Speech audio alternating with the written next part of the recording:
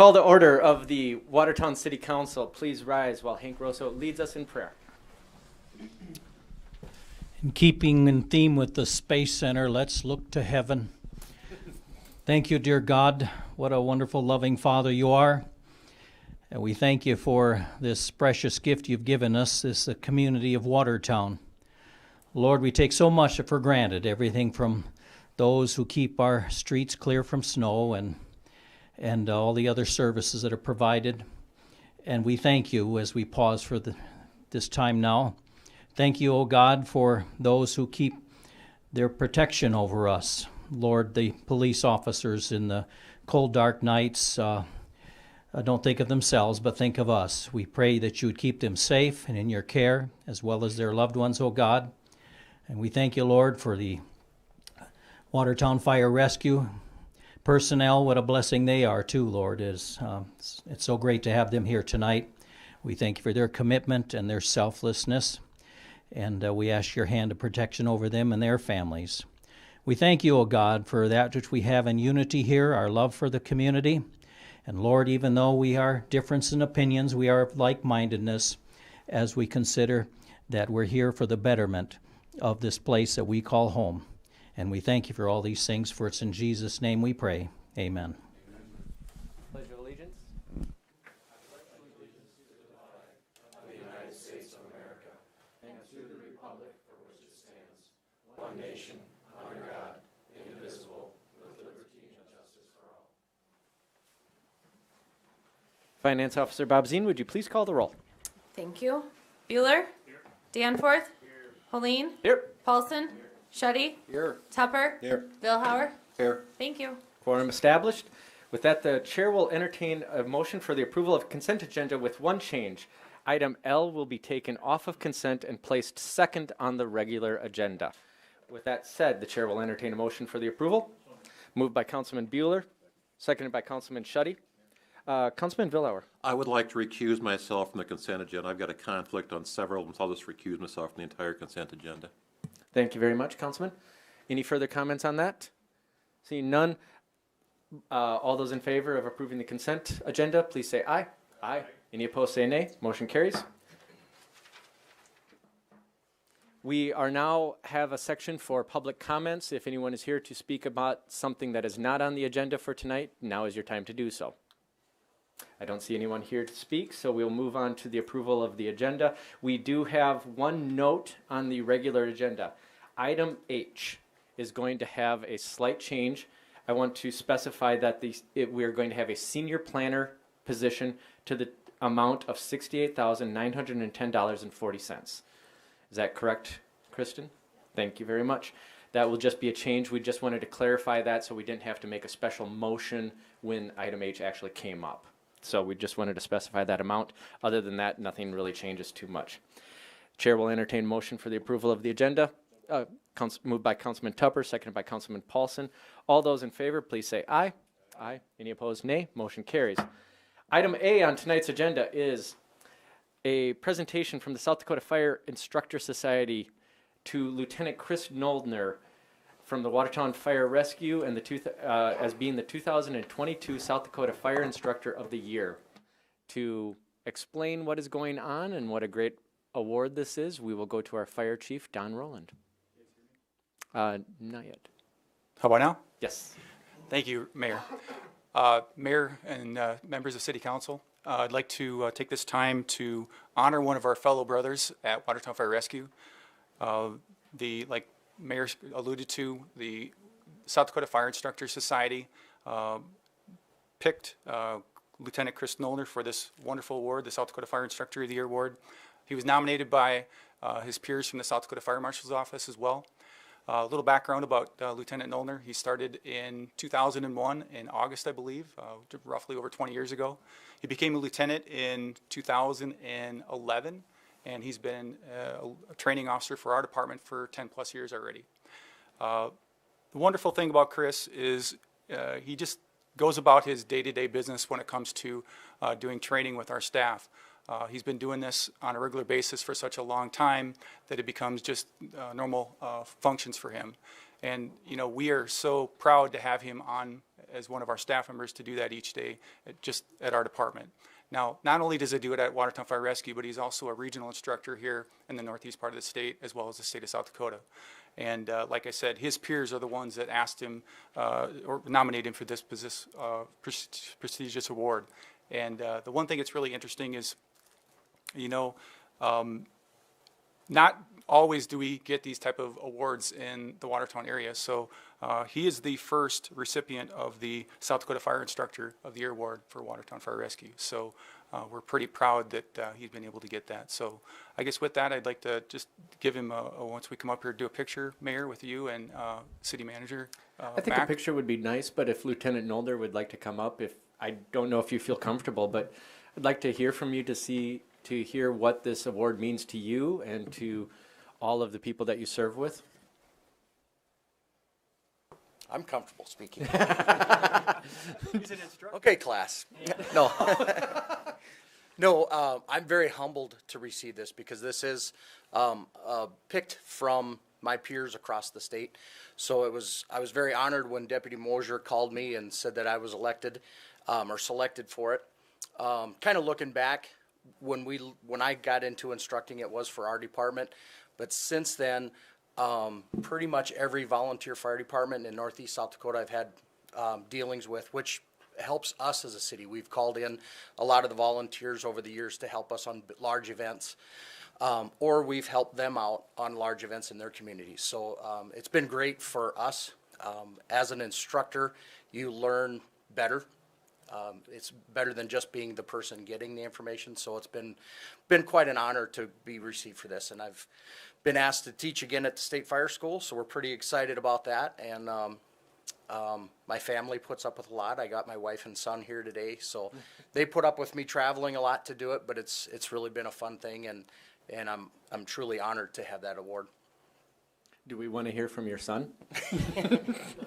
He's sitting in the back there, so. No, thank you. Are there any questions or comments from the council? I mean, there didn't have to be any, but we just recognize the work and that you do and everyone else at the Watertown Fire Rescue. We appreciate it very much. And it's just great to see one of our own receiving that award. So I think Amanda and I think Amanda might even take off her mask for a picture. So, all right.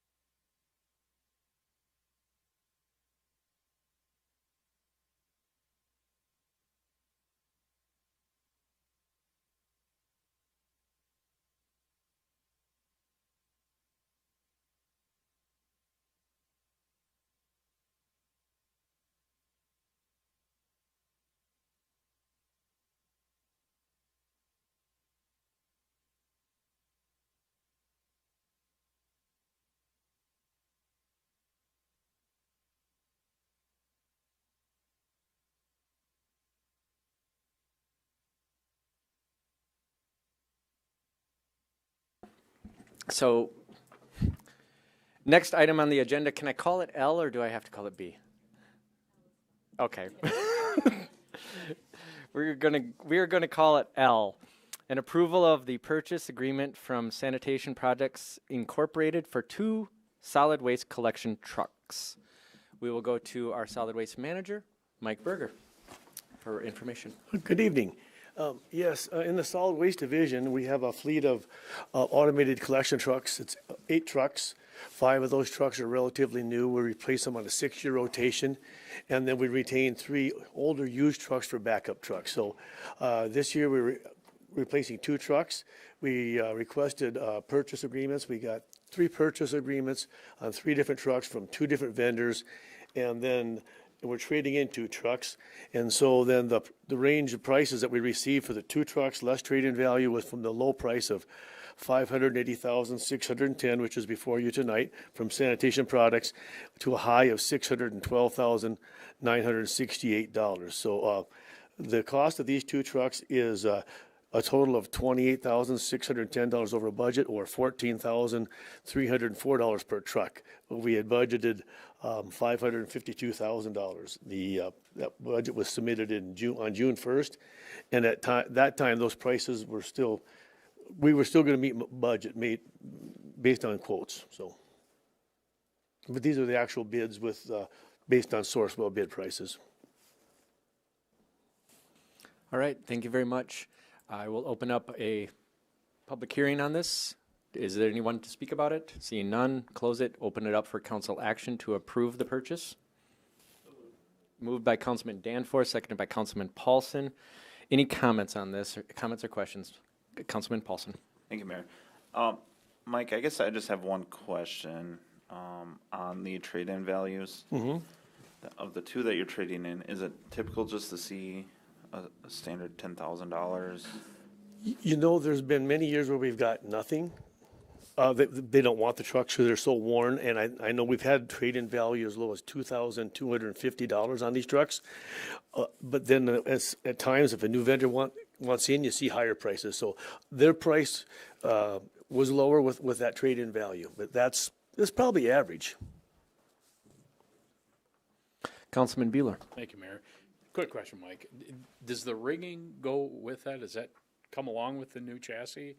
Or do you just transfer what was on the old truck to the No, this is a new chassis and a new body. So it's all the Yeah, it's a brand new truck. Oh, They're a curb, a Wayne Industries curb tender automated truck. Of our fleet of 8, 4 of them are this same automated body, and the chassis is a 520 Peterbilt, and I'm thinking at least half of our fleet is that same Peterbilt chassis, but this is the newest year model of it. So, thanks, Mike. Councilman Shetty. Just curious on this, with how technology changes. Is it the similar technology you've had for years, or are there some new updated bells and whistles? Or nope, this one here that we're pretty familiar with the chassis as it is. They make minor changes, but there's nothing big difference. It's the cost of these trucks is up. This equipment, with the inflation we're seeing, it's up significantly. Any further questions or comments? Hearing none, the motion is to approve the purchase. All those in favor, please say aye. Aye. Any opposed, say nay. Motion carries. Thank you very much. Item B is a second reading of ordinance number 21-47 and an ordinance amendment to chapter 5.02 on flood damage prevention. We'll go to our community development manager, Stacy Bungard. Thank you, Mayor, and good evening, Mayor and City Council members. This is a second reading of a proposed ordinance amendment. It is to an existing ordinance that resides in Chapter 5, and this proposed amendment came about because we are in the middle of a verification process with FEMA. And it's the community rating system. We noticed in our ordinance to retain our Class 8 that we did have to make this ordinance amendment, and all it pertains to is adding in a freeboard or requirement for a minimum of 1 foot above base flood elevation for machinery and equipment. So basically that would also have to be elevated to 1 foot above, or what we call our freeboard requirement. So we wanted to make that clarification in our existing ordinance in order to continue to have the benefits from the community rating system, which does allow Watertown residents to purchase flood insurance at a lower rate. So we did have a bit of discussion about the substantial improvement during the first reading, and I did include some information in the packet regarding that, which does not pertain to this amendment, but would be happy to answer any questions. And Brandy Hatton, Senior Planner, and Justin Peterson, City Engineer, are also present, and they are both certified floodplain managers. So with that, I'd be happy to answer any questions. Thank you very much. I need council action to approve this ordinance as this is a second reading. Moved by Councilman Shetty, seconded by Councilman Bueller. Now, are there any questions or comments from the council? Councilman Danforth?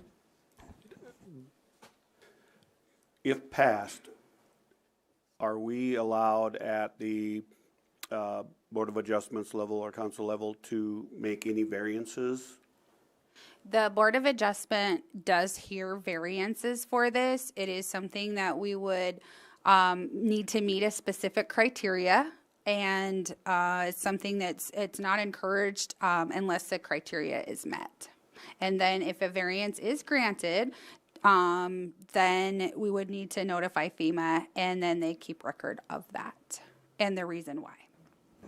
Councilman Danforth? Just a comment on it. I still do have concerns about redevelopment or transitional development. You know, this is an area that we want and need to get investment in versus tearing them all down and rebuilding. And I do have a concern that this will have an adverse effect on that. You're concerned about the ordinance amendment or I'm the concerned current about the 50%? language in the ordinance for the requirement that you had just referenced. Sure. So that is required. We have to have that minimum standard to be within the NFIP, basically. So without being part of the NFIP, if we choose a higher standard, if you will, we could do that. But if we chose a lower standard, then we would not be able to be part of the NFIP program, which would be difficult for homeowners to obtain insurance or more expensive. So that 50% requirement or substantial improvement is something established through FEMA, through the National Flood Insurance Program, the NFIP. Councilman Villauer? Just a comment. When we spoke about this a couple weeks ago, my timing was off. This is actually about 3 years ago when we passed this ordinance, and I remember the conversation at that time that we really didn't have any choice in the matter if we wanted to get the lower flood insurance premium rates across the community. So I think, as I recall, we felt like our hands were kind of tied. We really had no choice. I hear your concerns, Mike, but thinking back to that conversation 3 years ago, we really didn't have much choice in the matter. That is correct. If Watertown wants to remain part of the NFIP and the CRS program, we would need to keep that at the 50% level.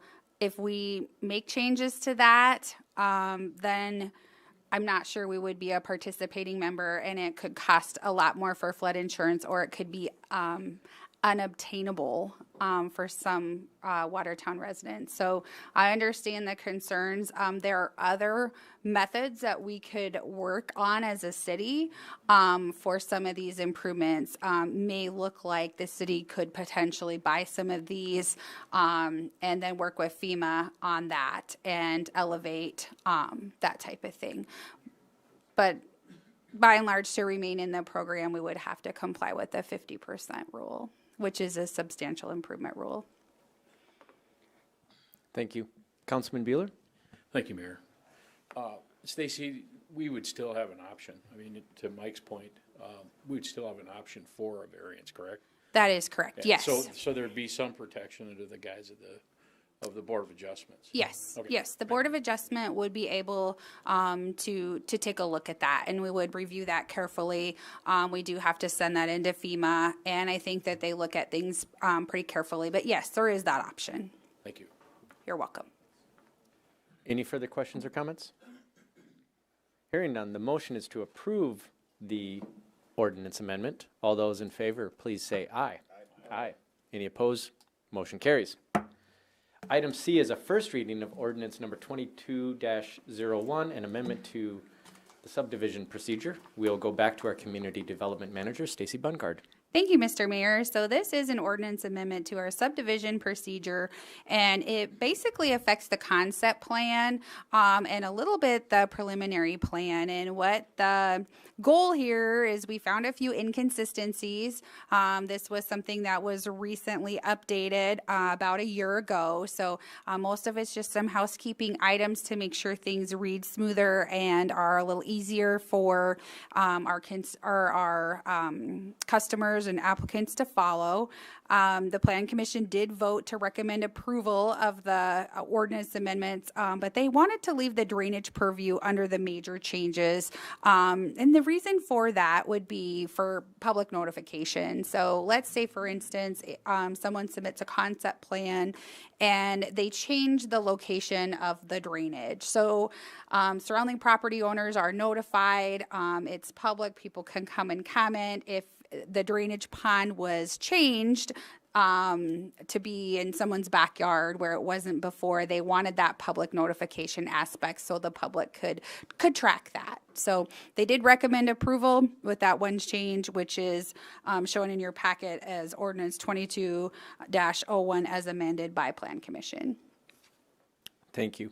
This is a first reading, so we don't need any official action, but are there any questions or comments from the council? Councilman Vilhauer. Thank you, Mayor. As I understand it, if there's a major change to a concept plan, that comes back to the Planning Commission for approval. Does that come to the council then as well, or just the Planning Commission? Just the Plan Commission. That is the one time that they have the sole authority to approve is the concept plan. Is this, because I followed the conversation at the Planning Commission meeting, is this something that potentially could slow down a development project if it's got to go back through the hoops of going back to the Planning Commission? Because I'm concerned about that. It will potentially slow it down with the notifications and such, yes. Okay, the first reading, so no other further questions right now. City Manager Mack, did you want to say anything? I was just going to ask if there was potentially language that you'd like to see different or cleared up before the second reading, and maybe you need some time to chew on that as well. Well, I guess we're going to ask a question, Manager Mack. I'd propose, I mean, you've given us in our agenda packet what was the proposed revision that was recommended by staff, which the Planning Commission rejected. You know, I have a lot of regard for the Planning Commission, but I would propose that we stick to the language that was proposed by staff. I don't know, as Planning Commission members, if they're in a position to make a decision necessarily that you as professional staff have already weighed in on. So I guess I would propose that we go back to what you had proposed originally as staff. That definitely is listed in the packet just for your reference. So I'm thinking, well, we actually haven't advertised this yet because we'll advertise it for second reading.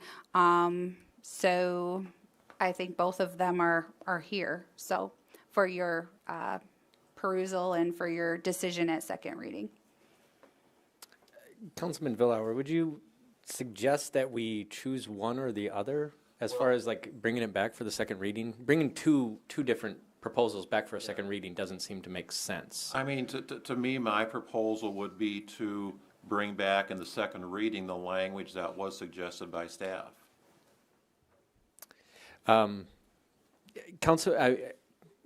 Manager Bungard, I will ask you to delineate the differences between the two proposals. Yes. But first, Councilman Paulson, I think, has a question. Sure. Thank you, Mayor. I guess I just wanted to agree with Councilman Vilhauer on this one. I definitely see both sides, and I see where the Planning Commission is coming from. But with the potential delays, that's the one main concern we get from developers, and is that we hold up a lot of the processes, and it's a long process already to get stuff through. And if there's really, I mean, it could be a minor change, but in this, it would be a major change that would have to go through all the resubmittals and everything. And I think that that's just asking for more headaches in the future. Councilman Danforth. This concept plan goes to the Plan Commission or the Board of Adjustments to evaluate initially and approve or work through, correct? And that concept plan is submitted by the developer. So any change in that plan is initiated by the developer. The minor changes, well, whatever definition that is, isn't an issue. But when the Plan Commission and Board of Adjustments approves the original plan and there's a major change that comes back, it only makes sense that the body that made the decision in the first place should be the ones to review the change. I don't know if we can differentiate between a major and minor change. I do know that at times, our city attorney, Matt Roby, guides us on major changes or minor changes of what, in his opinion, on some of our ordinances or things, whether it can come back or whether it, has to be noticed again or whatever. And so I don't know if there's a way for us to determine a major or minor or define that. But to me, that's the direction that we should go. Because if it's a major change, it should go back to the people that made the decision in the first place. And I'm not aware of how they made their decision as a council person. So I think a major change, for whatever that definition is, I think it needs to go back to the people that made the original decision. Manager Bungard, before we have more questions from the council, I know that there are always people watching this at home and online, and I think for courtesy to them, I would like you to delineate the differences between the proposal that was brought up for first reading and the one that Councilman Vilhauer suggested we go with. Sure. Thank you, Mr. Mayor. I'd be happy to do that. So I've brought this up on the screen here, and this is what staff had originally proposed.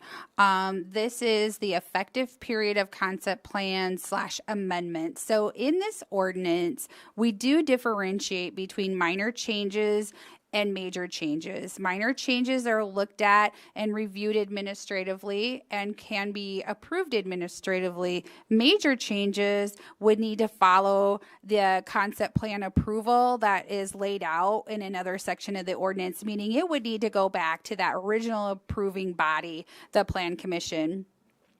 So you can see here that a minor change may include, but is not limited to the following: a change in a local street pattern, a street name, lot lines, development phases, subdivision name, rights of way widths, easements, or lot and block numbers. So those are considered minor changes. With the way that staff had originally proposed it, we put in drainage ways or detention pond locations also as a minor change. We took it away from a major change. The major changes include a change to an arterial or collector street pattern, a proposed variance, other public open space locations, and increase in density or perimeter boundaries. So those are established as major changes already within the ordinance. So that's basically that particular change. It also occurs in the preliminary plan language, but it's not as critical as it is in the concept plan. So basically here are the minor changes.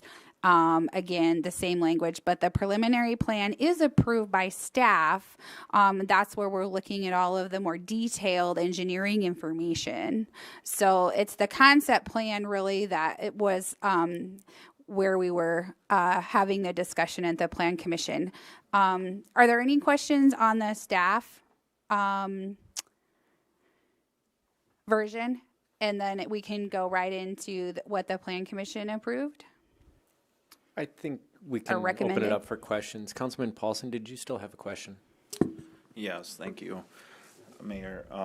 I guess even hearing more of that, of the description of the changes too, is I think we have to let our staff do their jobs, and we hire engineers to review these plans and sign off on these plans. I mean, there's multiple layers of this. It starts with the developer's engineer, comes to this engineer. Sometimes there's even a third party reviewing this.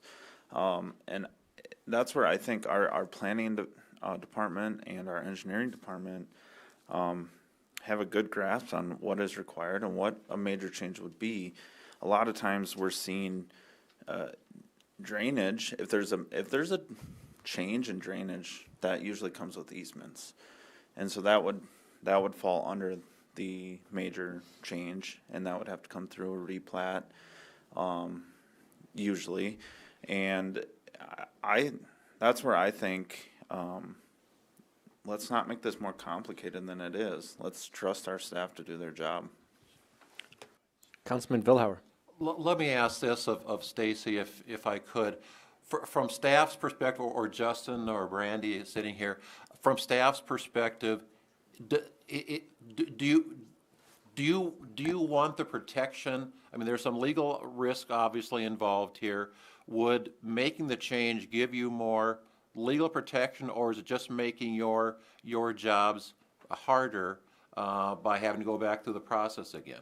I mean, what do you as staff feel comfortable with? I think the original intent of the change was to keep it more at that technical level of where the drainage pond is appropriate. What we typically see are minor changes. Maybe they have some more detailed information about the pond will extend a little bit, or maybe a little bit larger, or may shift just a bit. But I can let Justin and or Brandy expand on that a little. I think that Senior Planner Brandy Hatton did have one point to make as well. So if that would be okay, Mr. Mayor. Yes, please. Yeah. Senior Planner Hatton.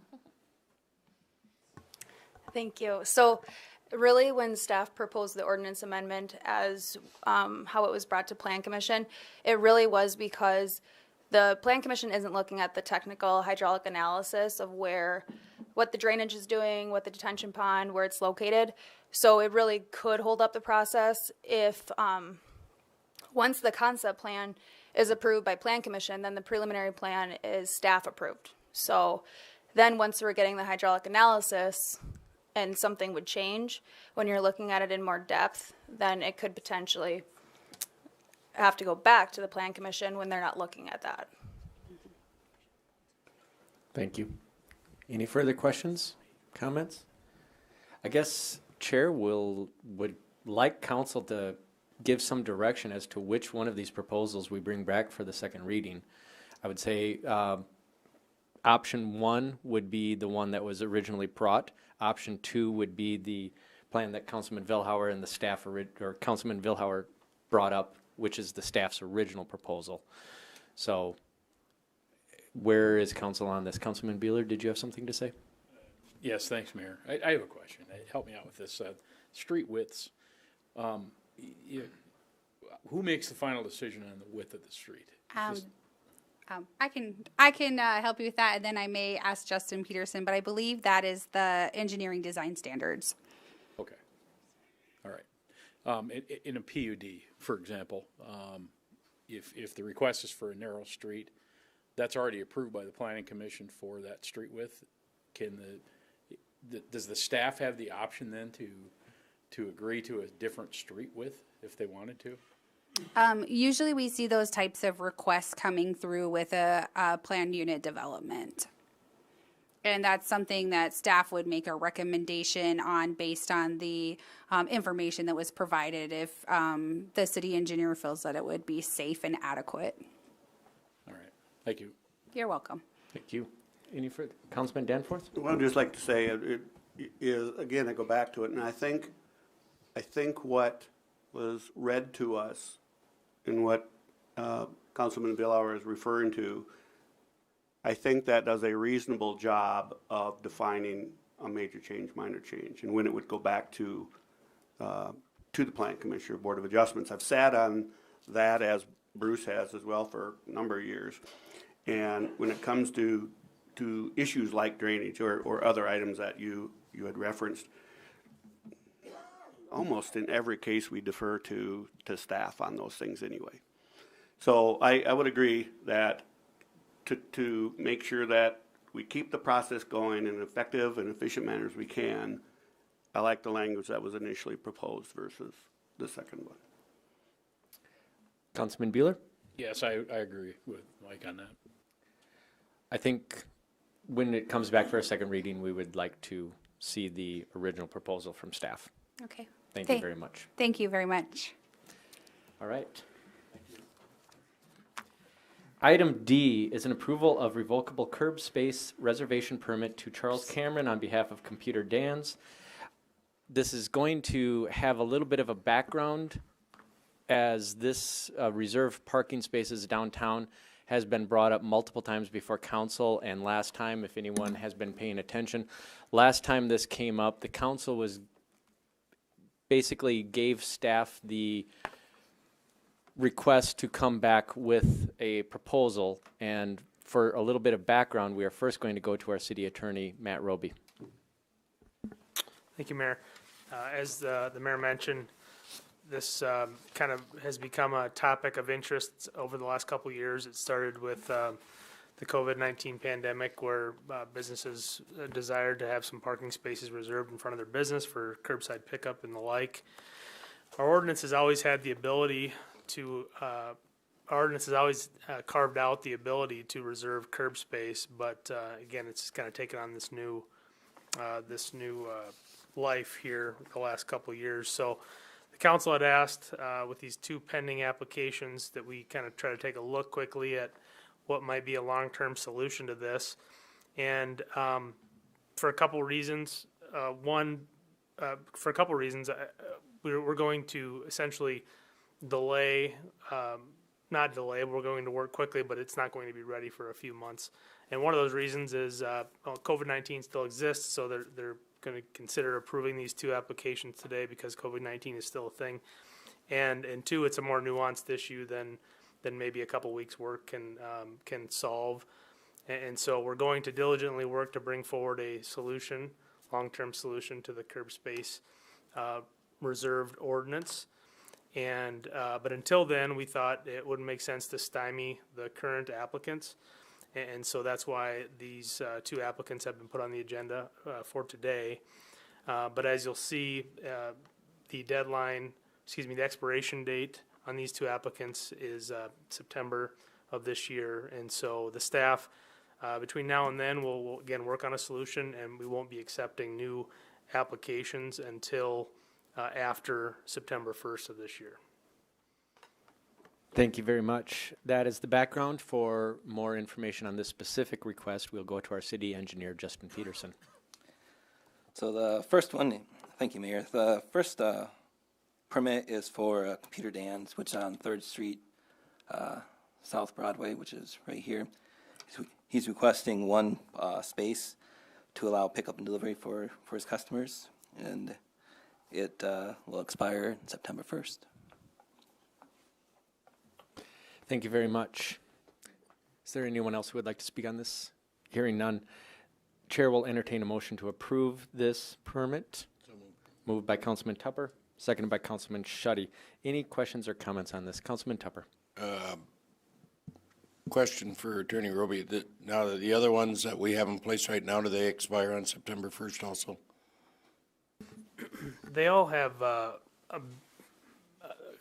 varying deadline. I think they were all granted for a year, and they all expire around that date. I believe one of them, the latest, I believe, is maybe the first part of October. Okay. But they all expire around that date. Correct. Yeah. Any further questions or comments? Councilman Schutte. Yes, with the Computer Dan's, I actually visited with him weeks back, and kind of drove by there a few times, different times of the day, week, and I did notice that there was 5 vehicles that were parked there. There was a minor snowstorm. It was under the 2 inches, but there was enough wind to blow a fair amount of snow, so the city went around and just kind of did a little makeshift, picked up stuff around downtown, but the cars didn't have to be moved, and there was 5 cars in front of his shop with snow drifts in between each one, and that got my attention because I know I've been in town for 30 years and I've been downtown for those 30 years with businesses, and it never was an issue. So at first I was always like, well, this parking thing, why do we need to reserve parking spots? I guess the COVID thing for delivery. But now as I'm starting to pay attention more and look into it, I believe it must be the apartments that are being renovated in downtown. And that's what's causing like the issue in front of Computer Dan's is 5 tenants, I believe, that are parking there. And once we change the ordinance to where you could park downtown overnight, that's when this started. But I believe it was probably because you had apartments and you were trying to make sure that we have enough parking for the tenants, and so it is a challenge. I can only imagine to work through that. But just speaking on the Computer Dan's, that one would be a legit issue, I believe, for him to have a spot. Now we're right around the corner, Access Ministry. We don't really have an issue. I got a feeling we may once the new building going just south of us or west of us gets done, because there's not enough spots for their building. So then that'll be an issue. As we grow downtown, I can see it's gonna be, this is gonna be a growing problem. So for Computer Dan's, I can see it's an absolute, for his, probably an absolute necessity right now. Councilman Paulson, did you have something? Thank you, Mayor. I guess I have thought quite a bit about this, and as I travel, I try to see what other cities are doing too, with their downtown. Obviously, this has been a pretty hot topic with all these spots, and our downtown parking has been an issue. It continues to be an issue. Councilman Shuddy's comments are definitely valid. I see the same thing, being downtown, and I would find it hard being a business in some where you kind of rely on people to park right in front of your business, and they can't. So one thing I guess I have noticed other communities have done outside of the large communities that have maybe a separate lane that they can park in for loading and unloading, but is specific spots along the block that just are for load, unload, not reserved just for one business. And I think maybe we should look more at that than just give each business their own spot, because I think we're going to run into issues. I mean, we already are. And if we continue to give one spot or two spots per business, I think there's going to be a bigger outcry from the community. So it's just something that I would suggest we look at. Councilman Danforth. Well, I do have one question. I'll refer to Mayor or Amanda or Matt. It kind of comes from a comment Matt made, is that it sounds like we're going to be doing some type of review of parking in general, correct? Not just the use of these allocated spots or reserve spots, correct? That is correct. Okay. The question I have, well, I just want to confirm that it actually is going to be parking as a whole down there, because I think I moved here in 1984, and I think every year we've talked about parking downtown. So the question I have is this, is as we've seen investment in our uptown community, and a large part of that investment has been apartments, new apartments, what do we require of that developer for parking? If I start a new business somewhere, there's a formula that I have to have so much space for so many cars or whatever that is. It doesn't appear to me like we either have or use, I'm not sure which one it is, a formula or require that of apartment buildings when it comes to the uptown district area. Is that true or is that not true? Because I see it as I've been on the Plan Commission, Board of Adjustments, and on the council in the past where we've had apartments in other places, we've had requirements for parking. I don't know how that can happen down here. I do know some of them have some underground parking, but that's my question, are we being fair and consistent in this requirement? Because it's great to see that investment downtown, it really is. But with it comes the problem that's been with us for a long time, and that is the availability of parking and where that parking is. So I think our Community Development Manager, Stacy Bungard, would like to answer that question. Thank you, Mr. Mayor. We actually do not require anything within our current ordinance within the parking section of the zoning ordinance for any property in the C1 district. Having said that, that would be all of our mixed use buildings as well, whether it's commercial and or a mixed use with residential on the upper floors. Having said that, we do require a conditional use permit. So that is one of the things that the plan, or the Board of Adjustment rather, takes a look at when these buildings are being constructed. So they will take a look at that, but there's really no standard per se. So that is one of the things that staff has proposed that we take a look at and potentially change. That amendment will be going to the Plan Commission Thursday night, actually, this Thursday night, the 20th, and the Plan Commission will be able to weigh in on that. And there is a proposal for, I can't remember exactly how it's written right now. I could pull it up if you'd like to see it. But yes, that is something to have some sort of requirement for residential units within the C1 district. because they are there more frequently. They are acting differently in terms of the time frame, the availability, that type of thing, the coming and going, rather than a typical commercial parking space. It almost seems to me that with some of these proposals for development, that a parking impact statement would be appropriate to have on a development. Yes, that is also one of the Proposal. things that I believe is also written in there too, of staff may be able to ask for a parking study. Thank you. Councilman Shetty?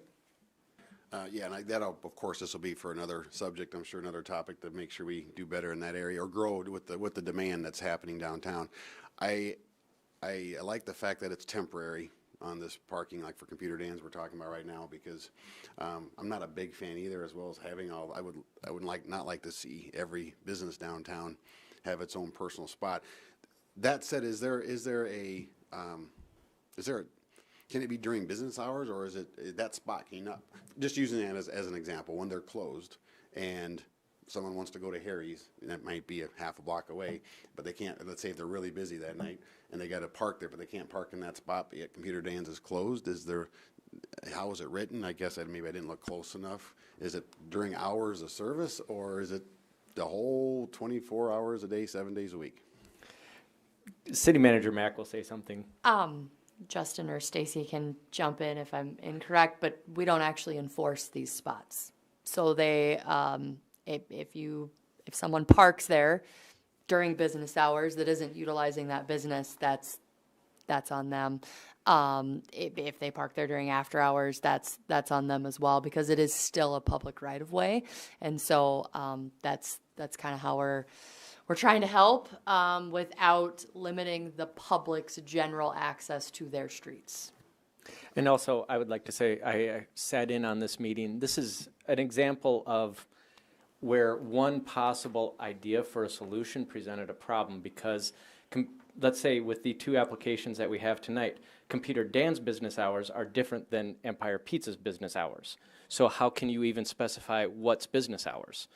That was just one very simplistic question that we had that definitely deserves more time to study. And that's why we're approving these, but bringing the moratorium. Just real quick, for information purposes, this was a very large meeting with staff, including the police department and the street department came in, because there are issues regarding public safety and then also plowing of these areas that all of the staff got to weigh in on. It was a very complicated issue. Then it was brought up that possibly we should use the initiative for the public parking lots, that we're trying to gain more awareness for that. Then the city came into a meeting with other entities interested in downtown businesses, such as the Convention and Visitors Bureau, the Watertown Development Company, and the Chamber of Commerce. All three of those entities were working on their own initiatives for downtown parking. So it was very good that the city collectively gathered those other three entities together in a room, and we all looked at each other and said, wow, we're all working on the same thing, but in our own different ways. So working together, I believe, is going to provide a better solution. Such things as Chief Toomey made a point that if you're going to have public parking lots, you have to have better lighting, because lighting means safety, and then it also attracts people to that parking lot. Well, then you have to bring in the municipal utilities and have that handled. So there's a lot more to this than we could handle in just the couple weeks that we originally gave staff. So that is more of the backstory. Any further questions or comments? City Attorney Roby. Thank you, Mayor. I was just going to make one quick follow-on to that, to the question about time. Just a quick review of the ordinance. I mean, there's really nothing prohibiting the council from, putting parameters around their approval. So if the council wanted to say, you could put up a sign from 8 to 5 every day, or 5 to midnight or whatever, I think that, again, it doesn't say you can't. And so I think that you could put parameters on it. But that being said, I mean, that would require them to go out every day and remove the sign and that sort of thing. So not that you'd want to necessarily, but you could. Any further questions or comments? Hearing none, the motion is to approve the permit. All those in favor, please say aye. Aye. Any opposed, say nay. Motion carries. Item E is another permit for reservation for Empire Pizza. For more information on this, we'll go to our city engineer, Justin Peterson. Thank you, Mayor. This one is actually right around the corner. Come around the corner here to Empire Pizza. They are requesting 2 spaces for their business for curbside pickup. This one across the street is what's turned the Generations building, the new senior center. And with that new building, there's been increased traffic, and that's where the request has come from. With that, I'll open if there's any other questions. Thank you. First, the chair needs to entertain a motion to approve this permit. Moved by Councilman Schutte, seconded by Councilman Danforth. Any questions or comments on this? Councilman Schutte? Yeah, I'm sorry. Thank you, Mayor. I guess that was my question, is it the Generations is the reason for it? As far as because that's never been a highly utilized parking area in that spot. So I was kind of curious why this was on the agenda. That was with the increased traffic with Generations, especially on certain nights. There's a lot of traffic down there, so. Any further questions or comments? Hearing none, the motion is to approve the permit. All those in favor, please say aye. Aye. Any opposed, say nay. Motion carries. Item F is an approval of resolution number 22-04, amending the rate schedule for the wastewater utility services for the city of Watertown. We'll go to our finance officer, Kristen Bobzien. Thank you, Mayor. This is really just a housekeeping resolution. What it does is this resolution establishes the rates for the residential, commercial, industrial for the wastewater. No rate increases are within this resolution. What happened is the last resolution stopped at SRF loan number 12, which was the admin building. And after that, we did SRF loan number 13, which was a primary clarifier number 2. So as you're looking through this, you'll be able to see how each one of the surcharges establishes which loan is for. That's a requirement of any debt that we issue. This is where finance then takes that amount and we set it aside to pay that debt and leave the base rate. So no changes to customers, just kind of a housekeeping for our records. If there's any questions, I can try to answer them. Thank you. Thank you. Chair will entertain a motion to approve the resolution.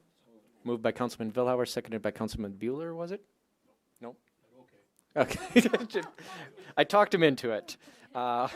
Any questions or comments on this? Hearing none, the motion is to approve the resolution. All those in favor, please say aye. Aye. Any opposed, say nay. Motion carries. Item G is an approval of resolution number 22-06, classification of salaries for 2022. We return to our finance officer, Kristen Bobzien. Thank you, Mayor. This is a resolution that we do each year. This will cover the non-exempt staff. We were able through union negotiations to now have AFSCME onto the matrix, so it looks a little bit different. This is the new matrix, all the grades that were established from that. And this spells out every position that's within AFSCME, the police, and the fire unions. So other than that, if there's any questions, I can try to answer them. Thank you. Thank you. Chair will entertain a motion to approve this resolution. Made by Councilman Schutte, seconded by Councilman Tupper. Any questions or comments on this, council? Hearing none, the motion is to approve the resolution. All those in favor, please say aye. Aye. Any opposed, say nay. Motion carries. Item H. And just remember on item H, there is the explanation of the senior planner salary. This is an approval of resolution number 22-05, classification of salaries for 2022, exempt staff, elected officials, and part-time staff. Should we all recuse ourselves? But Finance Officer Kristen Bobzien. Thank you, Mayor. As stated, this is the resolution that covers all the exempt staff, anybody that is not within those 3 unions. This spells out not only the position, but the salary and the grade. As you turn past the initial salary, you will see the matrix, and then on the very last page, it does spell out the mayor and council members' salary. I do want to point out one other thing that was changed. In the past, the cap has been $12.50 before they have to come to the finance officer for approval. We know that wages are going up, and the $12.50 just did not seem quite to cover the needs of some of those part-time positions. So we did increase it to $14. Most all of them have budgeted within that, but if there is a need, they now would go to the city manager to get that approval to pay part-timers over the $14 an hour.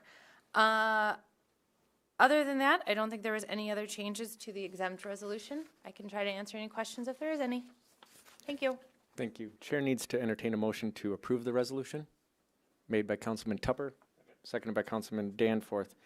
Any questions on this, Council? Councilman Vilhauer. Thank you, Mayor. Finance Officer Bob Zine or City Manager Mack, do you want to just briefly touch on why we have ranges for a few positions? Yes, so we placed ranges in there because those positions are currently vacant as we're maneuvering through. I think they're all in engineering. There may be, and IT, as we're just maneuvering through what those structures look like and what the positions may look like. We thought it'd be advantageous to have the range on there. That's the range that was in the matrix. Thank you. Councilman Danforth. I'll leave this, or I'll go to Kristen and Amanda on this one. But when we hire I'm talking about part-time help now, the hourly part-time. When we hire somebody, do we have any kind of a matrix for them? I mean, if they come in and are they starting at this wage, whatever that is, and then they grow within that? Does everybody, if they're new coming to us, do they start at the same place? They don't. So it depends on experience, okay? And then we cap it, correct? Do we give any kind of longevity increases that would be above the cap? We do for part-time? Okay. Because I have had some questions asked of me as of late in that regard, and these are by people that, in my opinion, are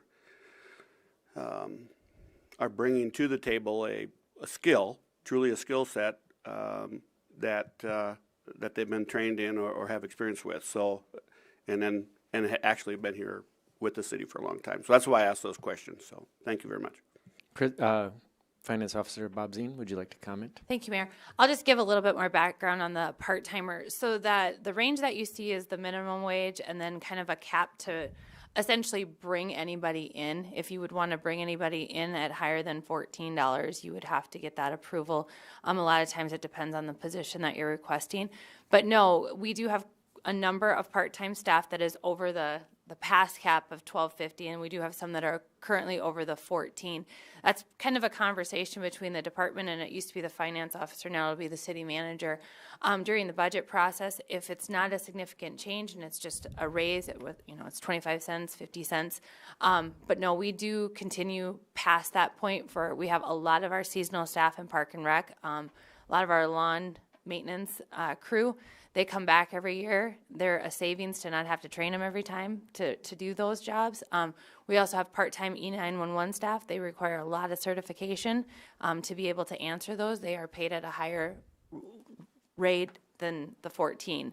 So we do kind of go across the board. I do know that HR and I think Amanda and myself have talked, and it would be nice to kind of establish a range for the different types of part-time, so then people that are applying for them outside of the city know, like, this is what our janitorial, this is what maintenance, and that includes lawn mowing and stuff, the wages are. So I think we're kind of working on that as we go through our benefit study. So thank you. Kristen, I know it's not a one-person show to do this. I know that you get a lot of help, but thank you for that explanation and the work. With that, hearing no other questions or comments, the motion is to approve the resolution. All those in favor, please say aye. Aye. Any opposed, say nay. Motion carries. That concludes tonight's agenda. We are on to old business. Hearing no old business, we do have some new business. We will go to our city manager, Amanda Mack. Sorry. Thank you, Mayor. We are requesting that council consider application to the EDA, the Economic Development Agency, the federal agency, on behalf of the WDC. WDC is intending to apply for a grant in the amount of around $2 million. They're still working out the details. WDC would be required to match that at $200,000. The board will be voting on that tomorrow at their board meeting. They'd like to obtain construction financing if awarded through Dakota Resources. And the purpose is to help fund infrastructure costs for the 73 undeveloped acres in Calvin Park. They do have a couple of projects in the hopper that have some substantial ability to come to fruition.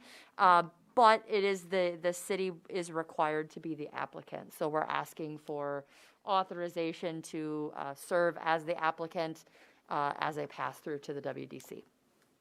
And City Manager Mack, would you explain why that makes it appropriate to put on new business and not as... It's a relatively new development.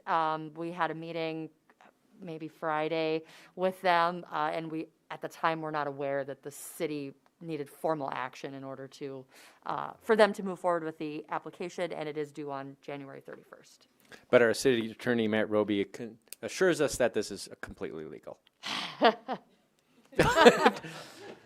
For those not watching, that's a thumbs up. I will take an official motion to approve this, made by Councilman Paulson, seconded by Councilman Tupper. Any questions or comments on this? Councilman Danforth? We are not, we're only looking at the authorization to send in the application. There's no monetary approval that's coming with this? Correct. Okay, thank you. Thank you very much. Any further questions or comments? Councilman Bueller, do you have anything? I just a comment I have, and I don't know if this is appropriate time or not, but I did have an opportunity to tour the 911 center. If you haven't had a chance to do that, I would suggest you set something up with Troy Van Dusen. He's more than happy to show you around and answer any questions you may have. It's pretty impressive, and it's I tell you what, after you see that, it's nice to know that we've got that covering us here in town. And there's a lot of dedicated staff there, and they got a lot of good things going on. So if you get a chance, give them a call, and I'd suggest taking that tour. And when Bruce says give them a call, don't dial 911. But actually, we have an official action that we need to do on the grant. So, sorry about that. No, it's all right. All those in favor of the approval on the grant, on the EDA grant, please say aye. Aye. Any opposed, say nay. Motion carries. Thank you very much. Any further new business? Sure. Any liaison member reports? Councilman Villauer. Came from an exciting airport board meeting last Monday, just to throw a few pieces of information out. Boardings for the year, 18,247. Our previous high was 2 years ago, 2019, of 11,681. So we're 50% over our previous high. So that was good news. We're also in, Kristen, you're probably more aware of this, or Amanda, than I am, but we're getting more money thrown our way from the feds, from the infrastructure bill, to the tune of another $1 million a year for 5 years, with a lot of details to be worked out yet. And we're also considered something called a disadvantaged airport, which means the Fed's share of a construction project will be higher than what it typically has been. So that's good news financially. Terminal still scheduled to be opened, ready to go by the first part of July. They're looking at, I know Todd Syrie is working at putting together another tour out there for council, airport board members, public, obviously, sometime in February. So that's really coming together out there. It's I think it's really gonna wow the public when they see our end product. And a question came up is with SkyWest pulling out, can Denver Air handle our the load, the enplanements out of Watertown? And we were assured that yes, they will be able to handle that. So it's not as though we're going to have packed flights with people waiting to get tickets. We were assured that Denver Air can handle our enplanements out of Watertown. So exciting meeting. Yeah.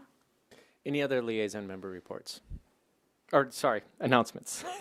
Or actually, no, that was liaison member reports. Sorry. Now on to announcements. Any announcements? Chair would actually like to make an announcement. As earlier in the meeting when we recognized Lieutenant Noldner for his statewide recognition, we would like to recognize one of our own. Trav's Outfitters here in Watertown was recognized as the South Dakota Retailers Business of the Year. Fantastic job. Thank you very much. You're an asset to the entire community. We want to recognize that. Thank you very much. Any other announcements? Which one?